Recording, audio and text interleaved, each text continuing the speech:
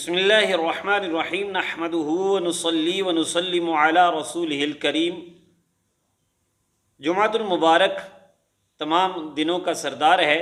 اور ہر جمعہ ہی فضیلت والا ہے، اس کی شان ہے، مسلمانوں کے لیے عید ہے۔ لیکن خاص کر جب ماہ رمضان آتا ہے تو پھر ظاہر ہے کہ رمضان بھی عظمتیں رکھتا ہے، تو اس کا جمعہ بھی عظمت والا ہے۔ اور پھر بالکل آخری جمعہ کو لوگ اسی لیے جمعۃ الوداع کہتے ہیں کہ اس کے بعد دوبارہ جمعہ رمضان میں آنا نہیں ہوتا، تو لوگ خاص کر متوجہ ہوتے ہیں جمعۃ الوداع کو عبادت کے لیے۔ تو اچھی بات ہے اس لحاظ سے کہ ماہ رمضان جا رہا ہے اور آج آخری جمعہ ہے، تو زیادہ سے زیادہ عبادت کریں۔ بہرحال جمعے کی جو بھی فضیلت بیان کی گئی وہ ہر جمعے کی ہی ہے۔ حضرت عبداللہ ابن عباس رضی اللہ تعالیٰ عنہما کی روایت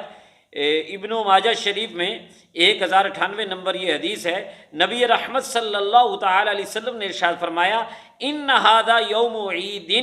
جعلہ اللہ للمسلمین، بے شک یہ جمعہ عید کا دن ہے، اللہ تعالیٰ نے مسلمانوں کے لیے اسے بنایا ہے۔ فمن جاء الی الجمعۃ فلیغتسل، جو جمعہ پڑھنے آئے اسے چاہیے کہ غسل کر لے، وَإِن كَانَ طِيبٌ فَلْيَمَسَّ مِنْهُ، اور اگر اس کے پاس خوشبو ہو تو وہ خوشبو لگا لے، وَعَلَيْكُمْ بِالسِّوَاكِ، اور تم مسواک بھی لازمی کیا کرو۔ تو جمعہ کے لیے جب آئیں،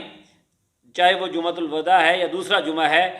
غسل کرنا، صاف ستھرے کپڑے پہننا، خوشبو لگانا، مسواک کرنا، پھر اسی طرح توجہ سے آ کے صفوں میں بیٹھ جانا، کسی کے کندھے نہ پھلانگنا، جہاں جگہ ملے وہاں بیٹھ جائے، غور سے خطبہ سنے، جمعہ والا دن زیادہ سے زیادہ ذکر و اذکار کرے، درود و اوراد اور دیگر وظائف ذکر،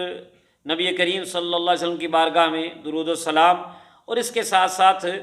سورۃ الکہف پڑھنا بھی